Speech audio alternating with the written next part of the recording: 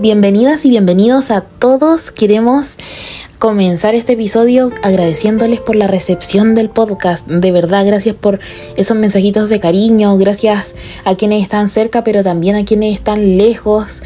Me hablaban mis amigas de Perú, de Argentina, de México también. Mi amiga Laísa me decía que le había encantado el podcast, que le hizo sentido, y eso nos alegró y nos hace también seguir aquí otro episodio más. Qué lindo es cuando vamos encontrando personas en nuestros caminos que nos impulsan nuestros sueños. Como pueden leer en el título de este episodio, número 2, hoy día vamos a hablar sobre el proceso de muerte y duelo. Hoy día va a ser una invitación a un viaje hacia el interior, a conectar con esas almas que dejaron este plano terrenal, pero que a raíz de su partida dejaron tanto en nosotros. Porque quienes se van dejan una misión, muchas veces dejan huella, dejan un propósito y una enseñanza importante en nuestras vidas. Hoy vamos a viajar a esa sensación de pérdida a través de este capítulo que esperamos sea liberador y profundo tanto para ustedes como para nosotras.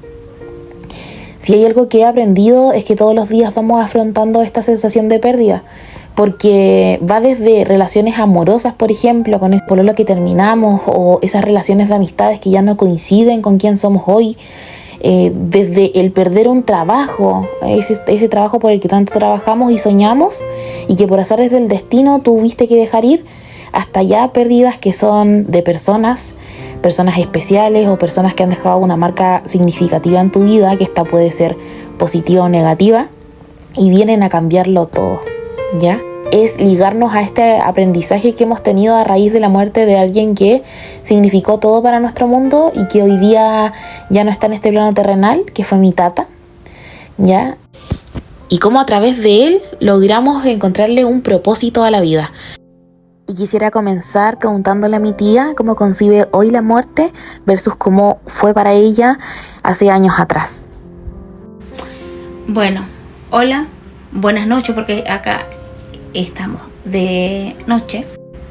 La verdad de las cosas es que cambia mucho la perspectiva de la pérdida cuando es en primera instancia y cuando es de personas cercanas. Yo cuando estaba más joven, cuando tenía la edad de la Lía, de mi sobrina, uno lo mira por encima. Siempre he sido una persona respetuosa, pero evidentemente con pérdidas de personas cercanas como familiares de hijos, tíos en segundo grado, primos en segundo grado, etcétera, vecinos de toda una vida. Claro, uno lo siente en el rato, es ese dolor cortito, es ese dolor así como punzante, pero porque uno ve sufrir y uno ve llorar con desesperación a gente que a uno le importa, pero es como ese destello de dolor que dura un rato, a lo más unos días, y después, siendo muy honesta, desde mi perspectiva, yo me olvidaba. Cuando nos tocó perder al hombre, al rey de mi vida, que yo me sentí desnuda frente al mundo. ¿Por qué? Porque lo primero que tenemos que tener en cuenta que la muerte es el fin de la vida. O sea, yo soy una persona tremendamente espiritual, pero tú sabes que ya tú no vas a poder volver a mirar esa calidez que tenía mi papito en su mirada, que tú no vas a poder volver a tocar sus manos, ¿ya?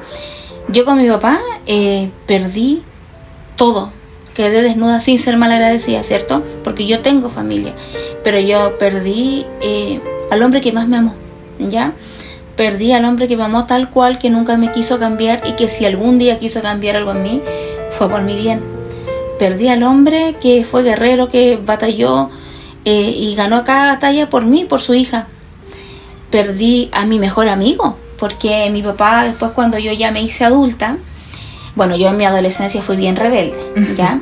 Y mi papá siempre trabajó toda una vida para afuera, entonces mi mamá tenía que hacerlas de mamá y papá. Entonces, claro, yo quería salir con las niñas de mi edad y a mí no me dejaban. Y yo después, cuando a mí me tocó ser mamá, yo ahí recién comprendí a mi mamá, que a lo mejor era porque ella quería protegerme. Entonces mi papá tenía una postura en ese entonces, cuando yo era Lola, de una persona más autoritaria, y mi papá jamás nos levantó la mano. Y siempre fue muy respetuoso, pero autoritario en cuanto a que él llegaba y había que hacer lo que él decía. Entonces, después cuando yo ya fui mamá, cuando mi hija fue creciendo, esa imagen que yo tenía del hombre rudo, del que muchas veces no sé por qué motivo le tenía miedo, se empezó a caer esa cumbre en la que yo lo tenía y empezó a ser más mi partner, empezó a ser más mi amigo. Nosotros hacíamos un montón de obras sociales, sobre todo con el tema de los perritos abandonados, y era mi papá, al que no le gustaban los perros, el que estaba de los primeros ahí ayudándome en lo que más pudiera. Entonces con él se fue parte de mi sueño, se fue la mitad de mi historia de mi vida, se fue el anhelo que yo tenía de verlo libre, de verlo feliz corriendo en una parcela, porque mi papá fue un hombre tan bueno, tan generoso, que si tuvo poco y cuando llegó a tener mucho, él compartió lo que él tenía con mucha gente y nunca cuestionó. Él, aparte de la pérdida del gran ser humano, que fue que yo cuando él se fue, yo comprendí que ahí se fue mi héroe. Que los héroes en la vida de las personas, nosotros quizás cuando estamos más chicos los idealizamos, pero los grandes héroes y los grandes ángeles los tenemos a nuestro lado. Entonces yo ahí comprendí tantas cosas, y cuando mi padre se fue quedé siendo yo el sostén económico, porque eso también es importante a la hora de hablar de la pérdida de un ser querido, porque él era la cabeza de la familia. Sin saber cómo, sin saber cuándo y quién me situó o si yo me situé ahí, quedé siendo yo la cabeza de la familia. Y yo siempre, porque yo converso mucho con él, entonces yo siempre le digo a él, qué difícil estar en tus zapatos. Muchas veces uno juzga sin saber, y muchas veces yo comprendí que mi papá no estaba enojado, mi papá estaba preocupado. Entonces cuando él se fue, yo siempre amé a mi papá, ¿ya? Pero cuando él se fue, yo siento que el amor que yo le tenía en vida se ha triplicado millones de veces, porque en fechas sobre todo importantes, ¿ya? Como el Día del Padre, porque mi padre se fue ese día más encima. El aniversario de bodas con mi mamá, y son temas que son súper hipersensibles para nosotros. A mí me cuesta hablar del tema, pero son cosas que uno tiene que afrontar. ¿Por qué? Porque nosotros, para empezar, no estamos preparados para una muerte de alguien tan cercano, menos de un padre. Porque vienen instancias de dolor, y vienen cuando uno de repente se pregunta que ¿por qué? ¿Por qué si mi papá era un hombre joven? Siempre toda la vida fue inteligente, y él salió adelante y llegó a tener mucho en lo económico, se refiere, por su audacia y su inteligencia. Y después viene, que a mí también me pasó y pensé que nunca me iba a pasar, viene un proceso de negación, que como que tú te niegas, y hasta el día de hoy hay veces que yo despierto y tengo que convencerme y tengo que darme cuenta que mi papito ya no está, mi roble ya no está, que compartíamos todas las labores juntas, labores que a lo mejor son superfluas, como por ejemplo cuando yo vi y se negaba al patio, él limpiaba una mitad y yo la otra. Que éramos compañeros en tantas cosas, que de repente uno da todo por sentado, y las cosas no son así, y tenemos que aprender a vivir con esas ausencias. Es una lucha y es un trabajo diario. El duelo nunca se pasa para mí. Siento como ayer el dolor que sentimos cuando, y yo fui la que, yo vi que mi papito ya no estaba, pero yo le decía a las niñas, a sus dos nietas, a la Lía y a mi hija, la Betina, que mi papá no se había ido, y yo llamaba descontroladamente, y yo soy una mujer que tiene mucho autocontrol. Yo llamaba desesperadamente al hospital para que vinieran, porque yo quería que lo revivieran, porque yo sabía que él estaba vivo, o pensaba. Entonces son procesos muy difíciles de asumir. Yo como hija tengo la gran fortuna de tener a mi madre, mi abeja reina, a mi lado, pero cada día de mi vida yo cambiaría todo lo que tengo por un día más con mi papá. Ahí es un llamado también a todos ustedes que nos están escuchando, a que valoremos, a que nos demos por sentado. Yo aprendí a todos los días decirle a mi mamá que la quiero, a regalarle flores, no importa sea su santo, su día de la madre o su cumpleaños, porque no sabemos si vamos a estar el año que viene. Y ahí entendí también por qué mi padre era tan tradicionalista. Él todos los cumpleaños a las 12 de la noche teníamos que estar juntos, y todas las fiestas importantes teníamos que estar juntos, porque mi papá siempre dijo, hoy estamos los 7, mañana no sabemos.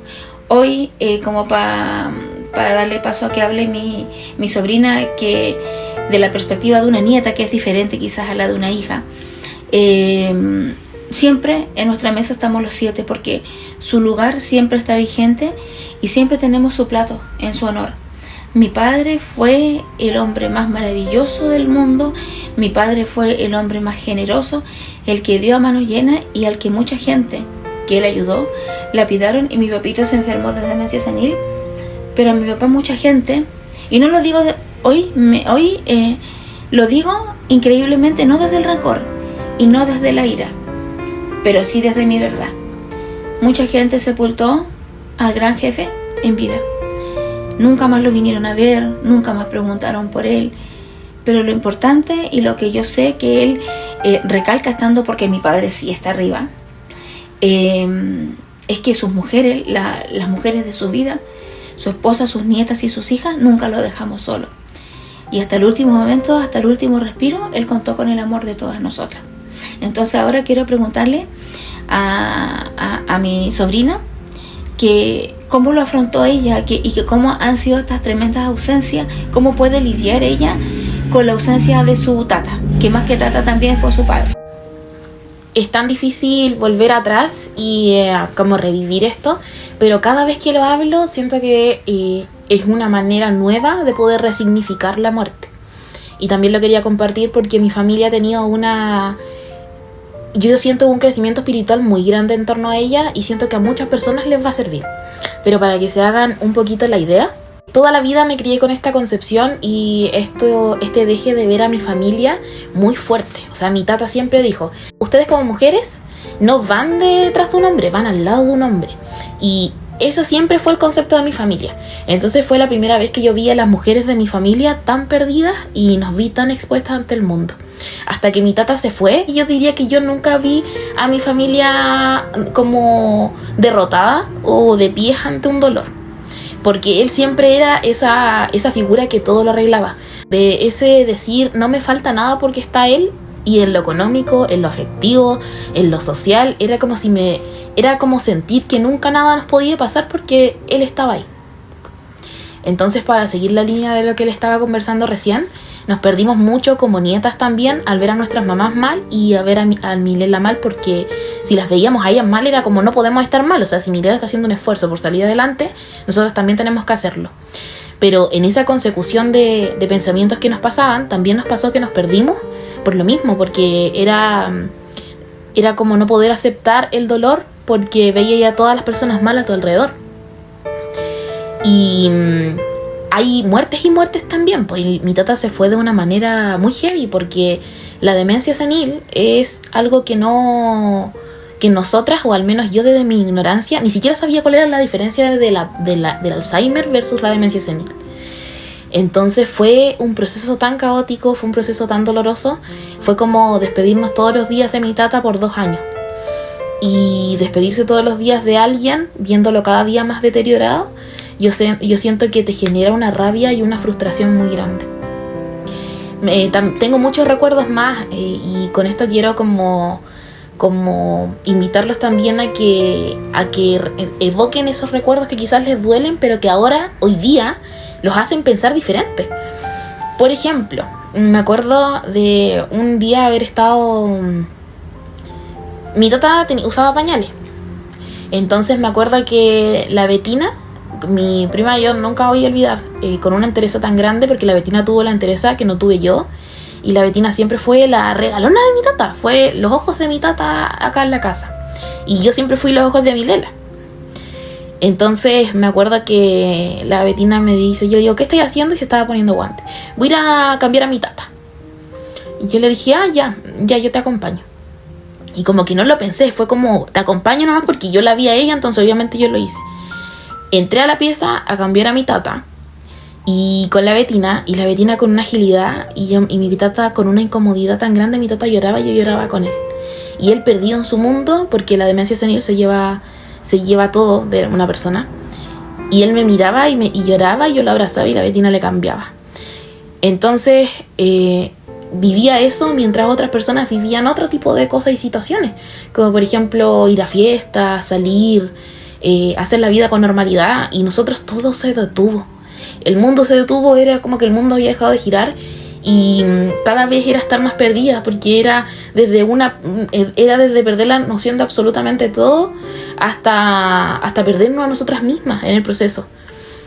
Y yo diría que ha sido lo más choqueante y lo más fuerte que me ha tocado vivir, pero no cambiaría absolutamente nada de lo que viví, por muy fuerte que haya sido, porque cuando mi tata se fue de este mundo, mi tata se fue con una sonrisa, y todavía me acuerdo hasta el día de hoy. Yo a mi tata le hice el último chiste, porque la gente que me conoce sabe que yo tengo una risa muy particular y soy muy buena para hacer chistes. Y no me acuerdo qué le dije, y mi tata me mostró toda su dentadura, toda su dentadura, una sonrisa maravillosa que tenía, perfecta, que lo llenaba absolutamente todo. Y así se fue de este mundo. Y cuando él se va de este mundo entendí muchas cosas y me vinieron muchas respuestas ante inquietudes que tenía. Y yo diría que paradójicamente la muerte de mi tata a mí me trajo vida, porque a través de la muerte de él yo pude entender cómo quería yo vivir mi vida y cómo quería hacerles ver a las personas que estaban a mi alrededor lo que significaban para mí. También les quería compartir que desde el año 2020, cuando se va de este plano terrenal mi tata, nosotros 7 como familia nos tuvimos que reacomodar y empezar a vivir nuevamente otra versión de vida completamente distinta, una manera nueva, pero también entendiendo que esta persona se iba físicamente, pero que había que acomodarla en el mapa, porque era parte de nuestra historia, po.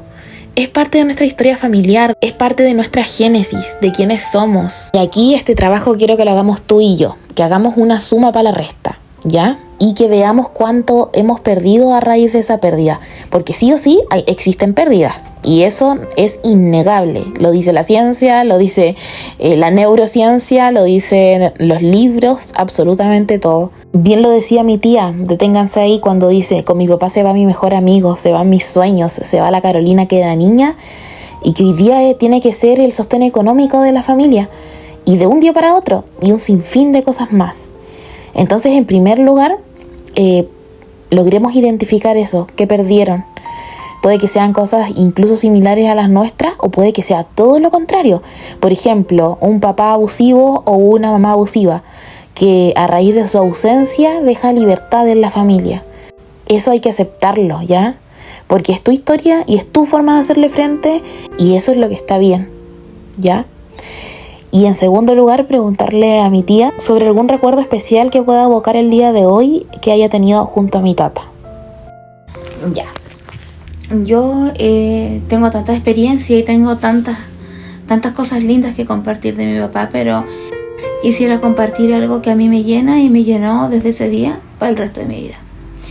Mi papá, como les comenté anteriormente, trabajaba afuera, unos días allá y otros días acá, venía de descanso.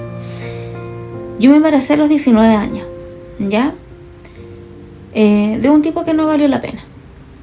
Entonces me daban una crisis horrible, porque hasta ese entonces, hasta mis 19 años, mi papá seguía teniendo como esta percepción para mí de autoridad, y yo, como bruja toda la vida, a los 7 días sentí a mi pulga en la panza y yo supe al tiro que yo estaba embarazada.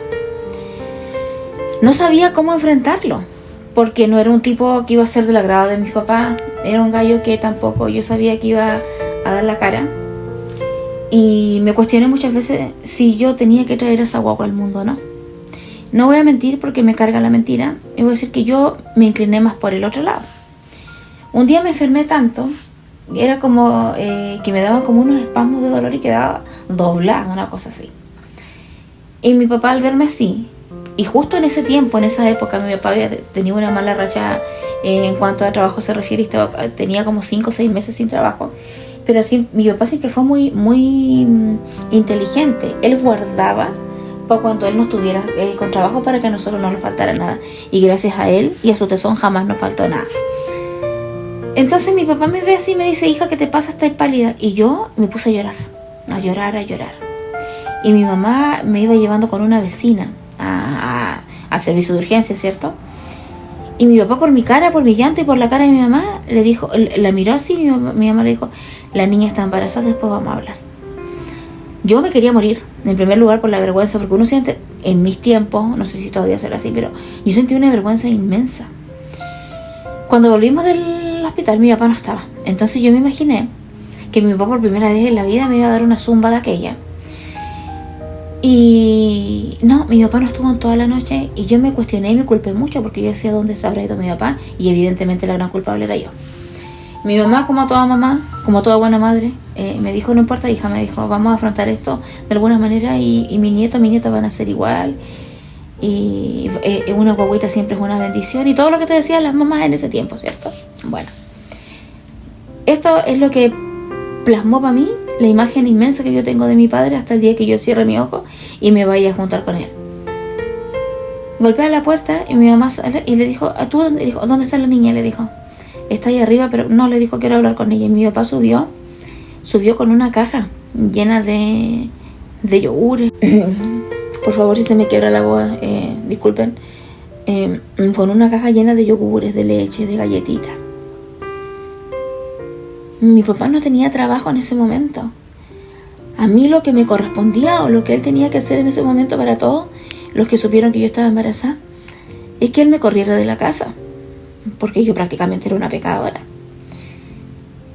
Y mi papá me dijo tales palabras, me abrazó y me dijo, hija, me dijo, usted no es menos mujer que nadie. Usted me dijo, esa guagua dijo, va a ser los ojos de mi vida, que así fue. Y a usted mientras yo viva, nunca le va a faltar nada. Y le voy a dar las herramientas necesarias para que usted, cuando yo no esté, no tenga que verse, me dijo, mantenida por ningún hombre. Porque usted puede sola, con su hija y con más. Y desde ese momento la imagen que yo tenía de mi papá se magnificó positivamente, porque mi papá, increíblemente, cuando uno hace las cosas bien, siempre está la presencia de Dios. Porque pasó una semana y yo estaba con mi Betina creciendo dentro de mí y a mi papá lo llaman a trabajar. A mi papá lo llaman a trabajar y coincidentemente mi hermana y yo, la Betina con la Elías, se llevan por un poquito más de un mes. Esa fue la vez que mi papá arribó, que tuvo tanto trabajo y que le fue tan bien que después pudo formar su propia empresa. Como decía mi tata, que nosotras éramos ¿qué? Que eran sus angelitos de la guarda y su marraqueta bajo el brazo. Entonces, la vez que mi papá estuvo más lúcido dentro de todos estos 2 años que narra la Lía fue la vez anterior a que mi papito ya se fuera. Él llegó del hospital porque estuvo hospitalizado una semana, llegó lúcido. Y ahí él me da las gracias a mí, me toma la mano y me da las gracias y me dice que él no quiere que yo trabaje tanto. Yo le digo que se vaya, que se quede tranquilo porque yo soy feliz en a lo que me dedico, que eso a mí me llena. Y me acuerdo que mi mamá entra a hacerle una curación y la queda mirando y le dice, y yo le digo, porque yo me trataba así con mi papá, que me la miráis tanto, viejo enamorado, le digo yo así. Y le dice a mi mamá, Berta, mi mamá, le dice, ¿qué, hijo? Eres increíble, te amo. Me arrepiento tanto de no haber grabado ese momento, pero yo recuerdo que uno lo tiene en el alma y en el corazón. Y en ese entonces yo estaba muy distanciada porque hubo mucha gente que estuvo con nosotros, pero hubo mucha gente que se distanció. Me acuerdo que un día me levanto porque yo soy muy de redes sociales, ¿ya? Y pongo ahí que los papeles se invirtieron, que mi padre es mi hijo, porque yo me levantaba en las mañanas, le limpiaba su carita, le hacía su aseo, le daba su lechecita, su tecito, con puras cositas blandas, porque para que no se fuera a lastimar. Y fue tan lindo lo que puse y lo que plasmé en la gente, que ese día decidí no salir a trabajar y quedarme con él, porque hubieron muchos momentos que yo me perdí con él por estar trabajando. Y recuerdo que en la tarde dormí una siesta porque lo habíamos bañado como 2 veces, porque había veces que mi papito había que bañarlo 2 hasta 3 veces. Y cuando desperté me sonaba el celular así a miles y empiezo a ver un montón de mensajes. Y con lo que yo puse, mucha gente a la que le estoy tremendamente agradecida me habían depositado plata.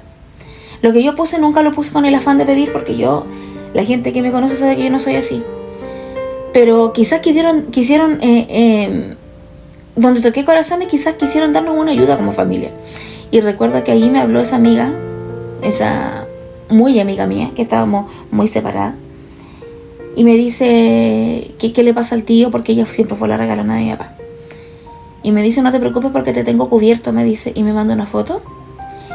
Y eran sacos y bolsas de pañales, porque mi papito usaba pañales, había que ponerle algo abajo de la cama que se llamaba sabanilla, cremas y un montón de cosas. Y mi amiga con su familia habían comprado todo mi papá, todo, o sea, hasta que mi papito se fue, nosotros no tuvimos que preocuparnos de eso, porque en realidad eran como 3 mesas llenas. Y después de eso veo mensajes y un niño que lo habían despedido, me había transferido su finiquito. Y una de las experiencias más emotivas de la enfermedad de mi padre fue cuando hay unas tomas acá, en donde nosotros vivimos. Y hay una toma particular que se llamaba la toma La Varilla, de gente muy, muy de escasos recursos, gente que tenía menos que nada. Y me escribe una de las mujeres, las mujeres fuertes, ¿cierto? Las mujeres valientes que saben vivir a través del dolor y levantarse. Y me dice que ella golpeó muchas puertas y le hicieron donaciones y todo, y ellos hicieron una completada. Y me habían transferido 35,000 pesos de la completada que ellos hicieron. Y ustedes se imaginan lo que es para una persona que la está pasando mal. Ver todas esas muestras de cariño, ver todo ese afecto y ver toda la importancia y la relevancia que significa eso. Yo me acuerdo que me puse a llorar así, no de pena, sino que de agradecimiento, de emoción. Y al otro día me acuerdo que viene mi amiga y recién había tenido su guagua. Y entra y me dice, quiero ver, me trajo todas las cosas que habían reunido para mi papá. Y me dice, yo quiero ver a mi tío. Yo le digo, a lo mejor él no te va a conocer. Sí me va a conocer, me dice, porque ella es muy porfiada. No, me dice, sí me va a conocer. Y entra a la pieza y mi papá la queda mirando y le dice, y el cochinito chico por la guagua de ella. Y él dice, tío me conoció, se abrazaron y mi amiga lloraba a mares con mi papá. Tío, cuídese, lo quiero mucho, le decía ella a él. Y yo viendo esa escena, pues viendo esa escena que siempre voy a guardar en mi corazón. ¿Por qué? Porque en mi consejo para ustedes, a los que tengan a sus 2 papitos o a sus seres más queridos, no den por sentado un día más de vida. Valórenlos, traten de pasar tiempo en familia. Es tan importante que no les pase como a lo mejor me pasó a mí. Que yo jamás dejé a mi papá solo porque iba a ir de parranda. Lo dejé porque tenía que cubrir las necesidades de todo. De él, porque él era tan mañosito. Y él todos los días tenía antojo, pues era como una embarazada. Mi papá era increíble. Entonces, son experiencias que voy a llevar conmigo siempre hasta el día de mi muerte. Y una de las enfermedades más catastróficas, y que en mi país no existe cobertura, y que todos te cierran las puertas. No existe, los enfermos de carácter mental no existen, son invisibles para el Estado, para las instituciones jerárquicas, los médicos para el te Poder cuestionan. Judicial. Los médicos te cuestionan porque saben que ellos se golpean solos, pero si llegan con un golpe, aunque vaya hecho un chiche, te cuestionan porque te dicen que cómo se cayó. ¿Por qué? Porque es más fácil lavarse las manos echándoles la culpa a la familia que asumir que a ellos les queda grande. Así es que ahora quiero que Emilia cuente alguna experiencia donde ella haya visto que su tata, como el gran hombre que fue, una de las tantas obras sociales que hizo mi padre en vida. Bueno, mi tata, yo desde que tengo uso de razón, para mí significaba mi tata muchas cosas como el aspirar a ser. Era mi tata hasta el día de hoy, porque yo siempre hablo a mi tata como que está conmigo, porque así lo siento. Cuando mi tata se fue, mi Lela llegó acá a la casa, no sé cómo fue la cosa, no me acuerdo bien, pero sí me acuerdo que llegó a la casa algo de sus trabajadores. Me acuerdo que con la Betina le empezamos a preguntar a mi Lela que por qué los trabajadores eran así con mi tata. Porque ahora evoco una memoria muy de cuando yo era más niña.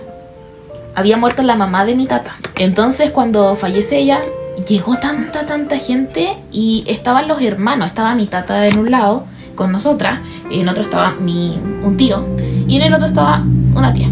Atrás de mi tata estaban todos sus trabajadores, todos. Tía, ¿cómo cuánta gente era?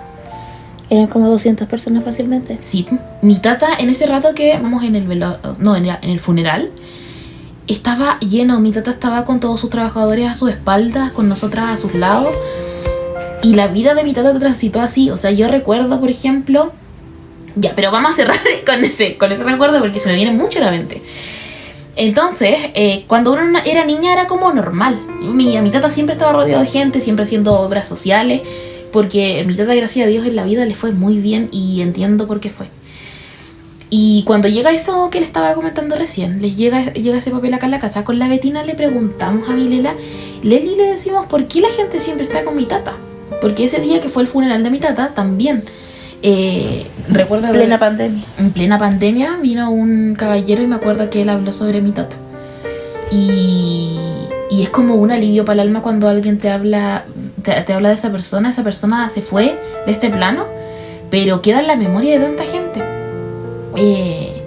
Bueno, la cosa es que va contando y nos dice cómo fue mi tata como trabajador. O sea, nos dice mi chato, porque mi Lela siempre le ha dicho gordo o mi chato. Le dice, mi gordo siempre estuvo con sus trabajadores y él, no sé, le hacían comida especial en el casino y él era jefe. O sea, mi tata era el jefe de jefes en su empresa. Mi tata, para que se hagan una idea, era empresario de una importante empresa de pintura y arenado industrial y tenía mucha gente a su cargo. Entonces mi Lela nos decía, y tu tata iba y yo le mandaba comida y todo, y él se sentaba al lado de sus trabajadores a comer lo que le habían mandado las esposas a sus trabajadores y él con lo que yo le mandaba. Entonces mi tata fue una persona que no solamente puedo evocar un recuerdo, o sea, les menciono uno y se me vienen 10.000 a la cabeza, porque siempre lo vi un hombre tan grande y un hombre tan inmenso. Y siempre me voy a acordar del discurso que dio mi tía cuando fue el funeral de mi tata. Y mi tía dijo, espero algún día ser una pequeña parte de lo que fue mi papá. Y para que entiendan un poco, esa es la imagen que nos quedó de mi tata. O sea, yo no recuerdo ninguna Navidad yendo por un regalo para nosotras. Yo recuerdo, porque mi tata nos tenía regalos, pero hasta por el árbol, para que se hagan una idea, era más chico que toda la cosa de regalos que nos tenía. Pero para eso él no era importante. O sea, él ni siquiera nos preguntaba, simplemente nos compraba. Pero él nos dejó el recuerdo de con la Betina, yo me acuerdo, lo echaban adentro. Mi tata siempre iba como con 3 carros al supermercado. Entonces, mi tata, Chiquiquín, mi tata nos echaba a la Betina en un carro y a mí en el otro. Vamos a los pasillos de juguete y nos decía, ya hija, ¿qué juguetes les gustan? Y nosotras con la Betina eligiendo como que era para nosotras. Esta muñeca, tata, esto, bla, bla, bla. Y después mi tata, con eso mismo, llegábamos a la casa y armábamos las cajitas que eran para sus trabajadores. Mi tata les mandaba una caja, aparte del sueldo, a tiempo. Les mandaba una cajita navideña con su cola de mono, sus comidas, sus víveres. Pero no solamente era como la típica caja, iba con cariño, porque mi Lela también les mandaba, decía, no sé, quizás las señoras de los viejitos, porque así lo llamaban los trabajadores de mi tata, quieren, no sé, van a hacer una cola de mono, entonces les vamos a echar la cola de mono lista para que no estén trabajando. Entonces no, simplemente era una caja. Y aparte de eso, mi tata tenía una planilla donde sabía cuántos eran los hijos de sus trabajadores. Entonces nosotros con la Betina los juguetes que escogíamos en el mall o cuando íbamos al súper eran esos. Y hasta que tuvimos más conciencia más grande y empezamos a interiorizar que obviamente no eran juguetes para nosotras, porque nosotras ya teníamos de todo. Pero lo que voy yo es que mi tata siempre nos crió con ese corazón. Y mis tatas, los dos, formaron un matrimonio tan lindo. Yo digo, ¿cómo voy a poder alcanzar ese tipo de familia? O sea, soy parte de ella, sí, pero yo digo, me encantaría tener una familia como la formaron mis abuelas. Una familia maravillosa, de la que estoy profundamente orgullosa y de la grandeza de mis tatas, porque para que se hagan una idea, mi tata, mi Lela, siempre nos contaba, e incluso él mismo, siempre nos decía, hija, si yo no tenía ni zapatos. Yo sí decía, molestando, y decía, ay, ¿cómo no va a tener zapatos? Hace la víctima. Entonces mi tata decía, hija, ¿verdad? Y nunca le creí, hasta que después, acá en la casa, había una foto de mi tata cuando él era chiquitito, y la tenía Mirela así toda arrugadita. Y claro, mi tata fue una persona que empezó de nada. O sea, hay gente que empieza de cero, y yo creo que esa gente que empieza de cero empieza más arriba que mi tata, porque fue un hombre tan hábil mentalmente, fue un hombre que nunca necesitó de pasar por la universidad para tener todo lo que tenía. Fue un hombre que siempre, mi Lela le compraba ropa, pero de punta en blanco, y él siempre andaba con su bolsón del viaje, siempre andaba con su chalala, andaba con su eterno lápiz Bic, ¿ok? Teniendo lápices de marca. Y sus poleras con bolsillo. Y las poleras con bolsillo, para la chequera y para el lápiz. Entonces, son tantos los recuerdos lindos a atesorar, es tanto el legado que dejó mi tata, que más allá de ser mi abuelo, más allá de ser mi figura paterna, porque mi tata fue papá mío y de mi prima, de la Betina, fue tanto que yo hoy día quiero reúno como las palabras de mi tía ese día y aspiro a ser un pedacito del hombre que fue. Y también es como mi desafío y es parte de mi propósito, porque yo dije, quiero seguir los pasos de mi tata, y no va a ser fácil, no es fácil seguir el corazón, pero él la siguió, y yo digo, si él pudo ser así de grande es porque, y él crió una mujer así, yo también puedo llegar a hacerlo. No me voy a conformar en esta vida con cualquier trabajo, no me voy a conformar con cualquier persona, porque él me enseñó que yo era una persona de merecer. Yo merezco muchas cosas, y él me las hizo ver. Y no me voy a conformar con las oportunidades, y aunque se cierren puertas, yo sé que siempre se va a abrir una ventana, así como a él se les abrieron. Y todo fue por la calidad de hombre y persona que fue. Mi tía contó y compartió con ustedes ese recuerdo de la varilla, y eso queda alejado de nuestra casa. Claro que es en la región de acá donde vivimos, pero muy alejado. Y lo digo porque sé que mis amigas que son de otro lado me están escuchando. Mis amigas que son de México, de Perú, todas. Y hace años atrás, yo en la universidad, primer año de universidad, yo siempre mandándomelas, mi gente, porque uno va a estudiar. Pero yo siempre comprometo a mi familia en mis obras sociales. Bueno, la cosa es que quería hacer algo benéfico yo. Típica, eterna. Algo benéfico. Y como siempre, vengo de familia eterna. Mi tía Carolina también es eterna. Entonces mi tía me dice, hija, ya, yo igual. Entonces nos sumamos las dos. Y fuimos al sector La Varilla. Y adivinen quién andaba ahí. Mi tata, eterno. También andaba ahí. Llenamos 4 autos. Y un furgón de ayuda. Y fueron esas mismas personas que cuando fallece mi tata llega con esos 35,000 pesos y con esa completa que se hizo. ¿A qué voy con todo esto? Que la vida no te va a dar no te va a dar en el momento en que tú quieres que te dé algo, no te lo va a regresar quizás. Pero la vida es tan cíclica y te pega donde menos vaya a pensar que va a llegar, ahí va a llegar.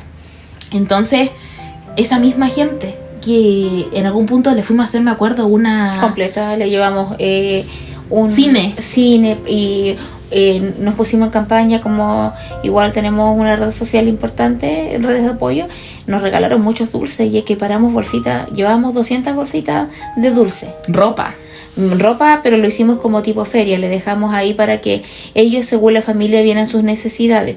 Y mi papá con el furgón champa, de verdad, que no cabía nada más, ni nosotras, y él era reporfieito, entonces mi papá iba liderando porque él era Kikín. Él iba liderando, bajó todas las cosas, después estaba sentado con los cabros chicos viendo la jugando fútbol. Mi papá siempre tuvo mucho, pero mi papá siempre fue un hombre muy sencillo, y esa sencillez y esa humildad es la que nosotros llevamos en el alma, de ser agradecidos, no dar nada por sentado. Y en cuanto a la pérdida se refiere, un consejo muy humilde desde mi corazoncito y desde mi experiencia: no dejen que una persona les diga que ya no lloren más. No dejen que una persona le diga que por qué están llorando de nuevo, porque los dolores van de la mano como nosotros nos sentimos. Que para mí sí existe la vida después de la muerte, y mi papá se ha representado de muchas maneras frente a mí. Un día a mi papá no le gustaba que yo fumara, y un día yo estaba despierta. Eran como las 9 de la noche que me dolía la cabeza. Y llego y es como esos splash que uno tiene donde uno cierra los ojos, pero tú sabes que no estás dormida. Y se me vino una imagen de él, de una vivencia que tuvimos ambos, cuando él me decía, porque yo siempre prometía que no iba a fumar, pues yo andaba fumando escondido, siempre me pillaban, siempre hacía el ridículo. Y andaba fumando un cigarro, según yo, piola, ¿ya? Y mi papá justo sale al patio, porque él era mi sombra. Y yo me lo quedo mirando y me dice, no, pues negra, ¿en qué habíamos quedado? Dije, papi, pero déjeme tranquilo. No, pues uno de mis deseos más grandes es que tú dejes de fumar. Ya, papito, pero algún día. Claro, cuando me muera, me dice él. A lo mejor, pues viejo, le digo yo, y quedo hasta ahí. Y se me vino ese recuerdo vivido a la mente. Y me acuerdo que cerré los ojos y al momento de abrirlo era como que lo veía. Y le digo, yo no te voy a prometer, porque yo me estaba fumando 50 cigarros diarios. Papá, yo no te voy a prometer, ¿ya? Solo te pido que me des la fortaleza para dejar este vicio. Porque es terrible cuando uno tiene un vicio tan arraigado. Y dije yo, me quedan 2 cigarros, mañana me voy a fumar esos 2 últimos cigarros y no fumo más. Y así, gracias a la fortaleza y al apoyo de él y a su mano que siempre está conmigo, yo dejé de fumar y nadie me creía, de verdad. Todos pensaban que yo, porque yo trabajo un poco más arriba en el local, donde yo leo mis cartitas con mis cosas, y todos pensaban, me iban y me buscaban en los cajones porque todos pensaban que como tantas veces lo había hecho, como el cuento del lobo, pero de verdad, yo no fumé. Ahora sí que sí. Ahora sí que sí. Y cuando pasaron como 3 meses de que yo ya había dejado de fumar, voy a verlo al parque donde reposa su cuerpecito, porque él está con nosotros siempre. Y lo miro y le digo, viejo intruso, le digo yo, hasta que te saliste con la tuya dejé de fumar. Y para mí fue como que la foto de él tenía vida. A lo mejor muchos de ustedes me van a creer, a lo mejor muchos de ustedes van a pensar que estoy loca, pero yo sé lo que viví en pleno uso de mi facultad, porque tampoco estaba drogada en ese rato. Entonces, ellos nunca dejan de estar cuando viven con nosotros en nuestros corazones. Yo de verdad que yo evito llorarlo porque yo sé que a él le duele. Yo sé que a él no le gusta verme mal. Pero cuando, por ejemplo, yo inauguro septiembre llorando porque era su fecha favorita, yo le pongo su cueca, que para mí es un himno para él. Y este año, como familia, nos unimos con los hermanos de mi mamá, cosa que no pasaba hace 1000 años.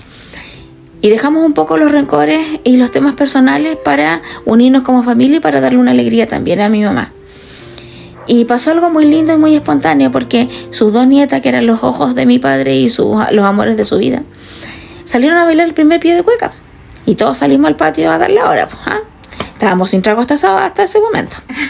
Y una amiga muy querida manda a hacer un pendón grande de mi papito, ya donde nosotros teníamos una fonda, pues si somos Kikín, teníamos una fonda donde se llamaba el Roblecito.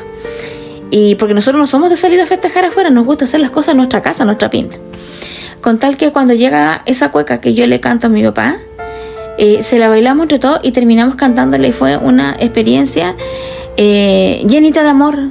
Fue como un homenaje de todas las personas que estábamos ahí, porque él siempre está presente en cada cosa que nosotros hacemos. Siempre le digo yo a mi papá, siempre seguimos siendo así, papá. Así que ahora, como para terminar un poquitito esto, desde mi perspectiva, las pérdidas nunca pasan, ¿ya? Los duelos no son una moda. Los duelos no son un tiempo transitorio, por lo menos para mí. El duelo, el día que mi padre se fue, se llevó a la mitad de mi vida. Se llevó a la mitad de mi energía y la mitad de mi amor, mi historia. Y tuve que armarme de nuevo. Me tuve que hacer una corchetía y una cirugía tremenda al alma para poder al tercer día pararme y ser un poquitito lo que yo quería y lo que le había prometido, de ser tantito lo que él era. Y como yo quedé haciendo cargo de la familia, no podía darme el lujo de llorar 2 semanas, porque la vida sigue y tenemos que continuar. Les mando un abrazo para cada uno de ustedes que hayan sufrido el dolor de una pérdida. Sobre todo mi abrazo y mi cariño y mi contención para esas personas que en este momento son cuidadores, que el cuidador también se enferma. Para los que son cuidadores, para los que son invisibles ya para los amigos o para el resto de la familia. ¿Por qué? Porque va a sonar feo, pero es la verdad, pasan a ser cachos y nadie quiere escuchar a los cachos. Entonces es más fácil estar ausente en el periodo de la enfermedad y aparecer en el momento del duelo por conciencia. En honor de quien fue el gran jefe y el rey de mi vida, Humberto Bascur se llamaba el hombre que fue mi héroe en vida. Así es que yo les dejo que Milia se despida de ustedes, y un abracito para el alma de cada uno de quienes nos están escuchando. Quería terminar este capítulo que fue muy lindo para nosotras y fue muy improvisado, pero también fue en conexión con quienes somos, que de repente nos venden tantas cosas en redes sociales que están tan lejos de la verdad, porque podemos leer un montón, podemos interiorizarnos acerca de un tema, pero hasta vivirlo es ahí cuando te cambia y te da un vuelco en la vida 100%. Pero hoy día quiero compartirles algo. Porque, ¿qué cosa? ¿Qué cosa, Mario Hugo? Hoy día quería compartirles y decirles desde todo mi corazón que entiendan y vayamos interiorizando que el proceso no es lineal. Puedes volver y una y otra vez a, por ejemplo, pasar por la ira, pasar por el periodo de negación, a pasar por el periodo de extrañar tanto a esa persona que te causa culpa, te causa muchas emociones incómodas. Pero tú tienes que transitarlas, porque si no las transitamos nos vamos a pasar al siguiente nivel. No vamos a llegar a honrar a esa persona que tanto significó para nosotros en vida. Y después de todas esas emociones negativas, de esa incomodidad, de ese quiero dejar incluso de existir, que muchas personas les da depresión. También qué importante es darnos cuenta de ese primer día después del duelo, cuando ya las personas se van del funeral, cuando ya las personas ya que viajaron a ver a ese ser querido se fueron ya a sus ciudades y quedas solita, afrontando ese dolor tan inmenso que es la pérdida de cualquier situación o de cualquier persona que pasó por tu vida. Quiero decirte que transites las veces que quieras por esas emociones incómodas, por esa culpa, por esa negación, por ese renegociar contigo misma y con Dios y decirle por qué me pasa a mí, y que entiendas e interiorices a tiempo lo que te está pasando. Muchas personas se nos van a ir de la vida, pero muchas otras van a volver a reencontrarse con esa nueva persona que eres tú después de la muerte de ese ser querido. O de ese sueño que no se cumplió, o de todo lo que perdemos a raíz de una muerte. Se me había olvidado un último consejito, ¿ya? Yo soy una mujer de mucha fe. A mi padre yo lo he visto en otras miradas, ¿ya?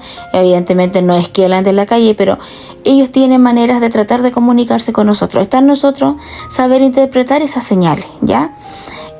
A todos los que puedan les hago un llamado para que se puedan hacer un registro akáshico, que es una experiencia maravillosa. Yo tengo la inmensa fortuna de que mi hija lo hace y es una experiencia única, sin precedentes y que no tiene igual. Es como un regalo que te da la vida. Y yo le sigo hablando a mi papá, le sigo contando cómo está mi día, y eso increíblemente me energiza.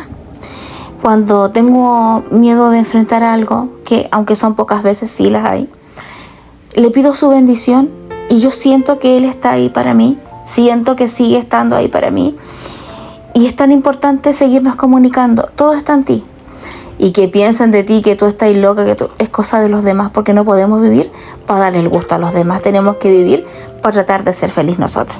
Así que con esto sí que me despido. Un besito para todos. Finalmente les quiero compartir algo que me ayudó mucho, porque yo cuando pasó lo de mi tata entré a terapia, una terapia holística maravillosa, y sé que muchas personas no tienen los medios para poder hacerlo, pero si alguien los tiene, háganlo. Ahí de repente yo veo personas que me dicen, no, yo ya tengo 40 y tanto, ya eso es para mis hijos, y la verdad es que la terapia no es algo de edad. La terapia es algo de querer sanar. Quiero compartírselos el día de hoy. Es un pensamiento budista y me gusta mucho porque siento que le da paz a mi corazón. Hay una creencia maravillosa dentro del budismo que me gustaría compartirles, que lo aprendí yendo a terapia, lo aprendí a través de la vida, lograrle dar ese entendimiento, concientización, porque de repente podemos leer mucho pero poco se nos queda, y se los quería compartir. Y es que la muerte nos duele tanto por el apego que nos genera. Porque eso que se fue de mi vida, esa pérdida, ese duelo, es mío, ¿ya? Es decir, es mi trabajo, es mi mamá la que se fue, es mi mejor amiga la que perdí. Y si partimos de la base de decir, esta persona, esta posición social, este suceso que me está pasando hoy es prestado, está de paso por mi vida y solamente viene un cachito y se va a ir, ¿cuánto cambiaríamos?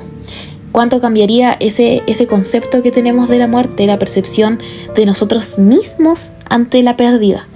Porque ya no sería se fue, no la vi más y tengo rabia y todo se vaya a la mierda. Sería vino hasta mí a reencontrarse conmigo en esta vida para hacerme mejor persona, para ser mi maestro, para enseñarme a transitar más liviano, para ser canal de mi razón de ser en este plano. Así que es una invitación a ustedes mismos este aprendizaje, a prestarle atención a cómo estamos conversando con nosotros y qué historia nos estamos contando. Así es como termina el episodio del día de hoy sobre pérdida y duelo.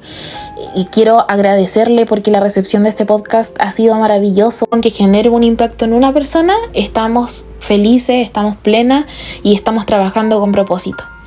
Así que eso, quería mandarles un abrazo a cada uno de ustedes. Hoy día también hablaba con una amiga y veía en Facebook que había perdido a su abuelita, y a ella misma también le quiero mandar un abrazo gigante y decirle que recuerde siempre que el proceso es suyo y que nadie la cuestione a su alrededor. Y cuando se encuentre con personas que la hagan sentir incómodas ante su dolor, no se cuestione sus sentimientos, se cuestione qué hace esa persona en su vida.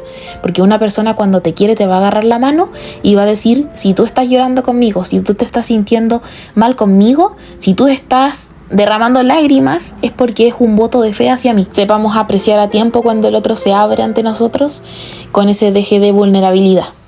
Les mando un beso y un abrazo enorme.